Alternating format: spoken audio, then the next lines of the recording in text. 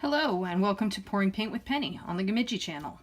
Today I'm going to be showing you how I prep the paint and how I execute a pour. I have some leftovers here from my color shift swipe that I did a while back. So what I'm going to do is I'm going to prep some black and white, and then I'm going to layer it in a cup and show you the flip pour. So I start with Elmer's glue and I add in an equal amount of paint and I mix. So I'm going to start just by mixing my black and my Elmer's glue together. So you're going to start with your glue, add in your paint. So that's what I did here with the white as well. Started with glue, added in some paint, and now I'm just going to stir it around. Okay, now that that's done, I'm going to add in my distilled water, which I've warmed up in the microwave. I'm going to barely cover the top, and then I mix it in.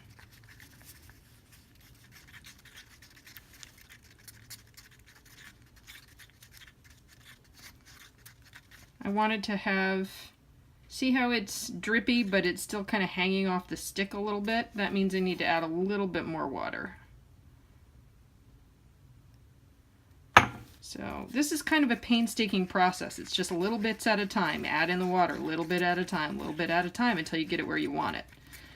So you have to be patient in order to do this the way that I do it. All right, this is looking a little better, nice and kind of thin, and it has the consistency that I want now, that kind of thin honey consistency. So I'm going to do this with the white as well. Just cover the top and stir. Now I know some people like to mix their paints bigger to start with. You know, you get like a big stir bottle, squeeze bottle, ounces, 4 ounces, 8 ounces, 12 ounces at a time. I've considered doing that. I may get around to it, but I like this little Dixie cup method. It helps me feel like I have more control over the paint. So again, we're kind of hanging off there. It's a good consistency, but I think it needs just an eensy bit more water. Here we go, eensy bit more water. And good. Yes, I like that. A couple little glops and drips in there. So you want to try and smooth those out as much as possible so you don't have glops in your painting. It's a fun word to say, glops. Alright. Alright, the next thing I'm going to do is get my silicone oil, and I'm going to put a drop in the black, boom, and a drop in the white. Boom. Now, some people will tell you that they use a ton of silicone oil. And I don't think that's necessary. For me, at least, I find that less is more. One in the darkest color, one in the lightest color, or sometimes one in the colors, but almost always in the black. So I'm going to start with my color shift black. I'm going to mix it with my regular black. Color shift black going in the cup. And I'm going to put a little bit of regular black in there as well.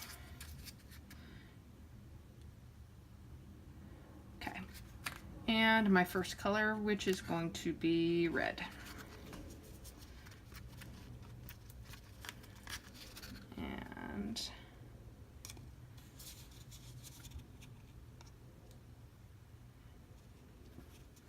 kind of difficult to show you as it goes in.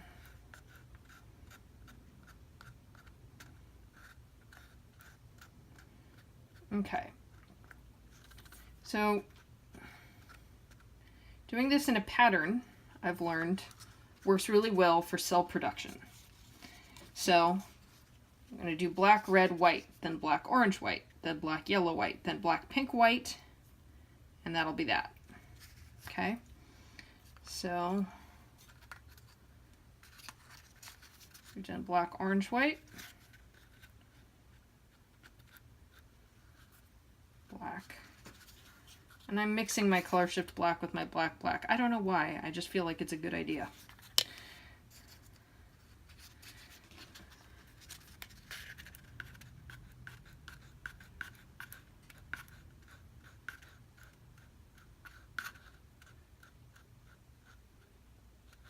Okay. Now you notice once I'm done with the cups, I leave them because I don't know if I'm going to need them later to do little cleanup spots on the finished painting. Okay.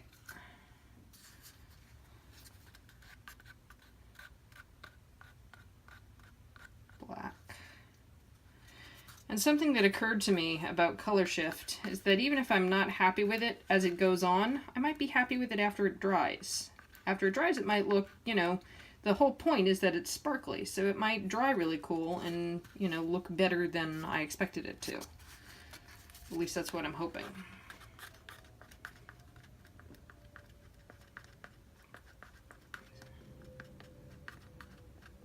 Yellow. Get all your yellow out. There we go. And white.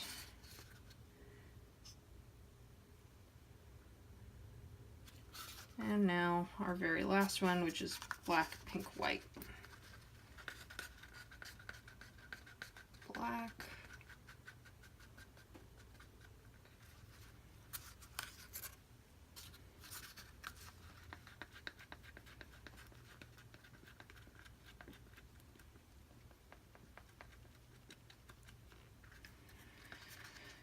All right, not much left there.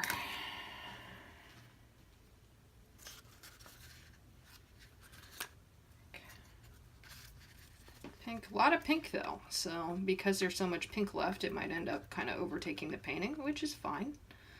You don't know, but we'll find out once it's time to flip. Pink is also the last one going in, so that means it's going to be the first one that comes out. So chances are good that we're going to see a fair amount of pink in the flip.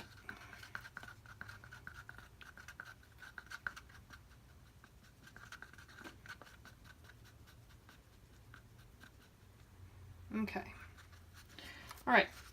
So our mix is ready. It's nice. It covers almost the 2/3 of the cup. That's a good amount of paint, and I'm going to be covering an 8 by 8 inch square.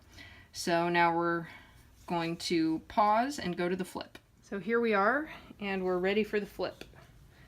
I am going to just take my paint and whoosh right on the canvas. I'm going to take my trusty push pin and poke 5 holes. You don't have to poke 5, you can poke 4, 3, or 6, but I like 5.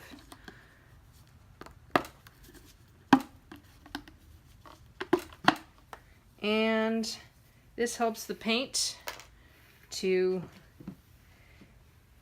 whoop, there we go. This helps the paint to, as you can see, start coming out on its own. It's kind of cool to watch the cup float by itself.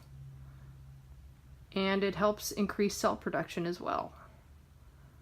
So we're just going to let it do its thing until it reaches the edge, obviously, and then I will take it where it needs to go. But for now, it looks like we've got some very cool cells that are going to come out. All right, we're hitting the edge, so I'm going to move it over. And in a circular pattern. A lot of the white coming out here. I kind of figured there would be more black, but I guess not. So now I'm going to torch. Got some good air bubbles I can already see. I think we're going to get some cool looking cells.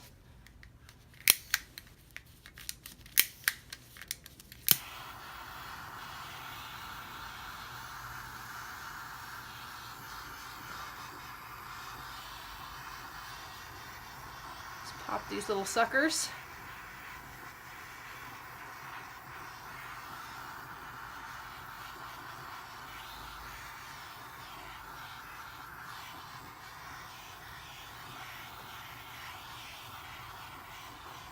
Alright, this is cool, although, of course, not as cool as I'd hoped. But that's what the tilt is for. So let's tilt down off the edge. This feels like Halloween to me. It must be the purple and orange together. When did purple become a Halloween color, you guys? You ever notice that? That like when I was a kid, it was just black and orange, black and orange. But in the last 10 years or so, it now seems to be black, orange, and purple.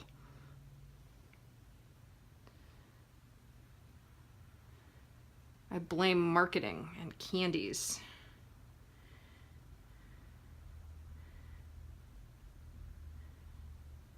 All right, here we go. Oh no, I'm gonna lose these really cool pink cells in the corner. I hate that. That is the worst. You've got this cool part and you don't want to lose it, but in order to get stuff off the edge, it has to go. All right, now we're just gonna wait until we can get this all the way to the bottom. Take your time. Take your sweet, sweet time.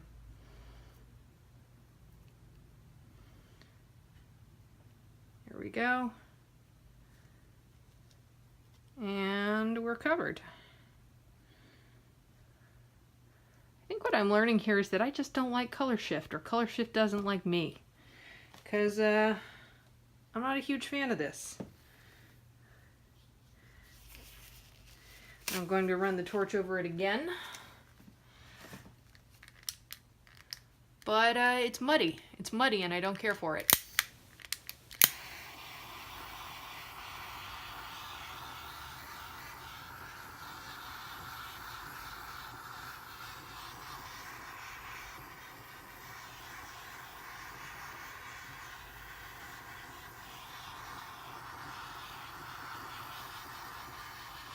Ooh, well that's cool at least. Get these guys coming up. That's pretty dope. Alright, sometimes maybe it just takes some time to have stuff blossom out. I'm going to try and get some of this yellow to come out.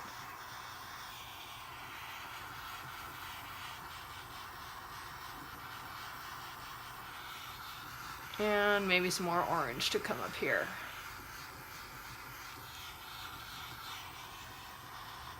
So again, I ran the gamut from, oh, I like it, oh, I hate it, oh, I like it again, oh, no. And what I'm going to do, because I am such a control freak, is I'm going to come at it with my kind of leftover paint bits, and I'm going to try and clean up the parts of it that I don't like. For example, I've got my toothpick here, and I'm going to try and get, I'm going to try and make this yellow overcome the white, because I don't like the white here. I want it to be more yellow. I might end up even putting a couple drips of yellow over top of it. And same thing here. I mean, I like the orange, but I'm not crazy about all this white webbing. So I'm just gonna mess with it until I get it the way I want it.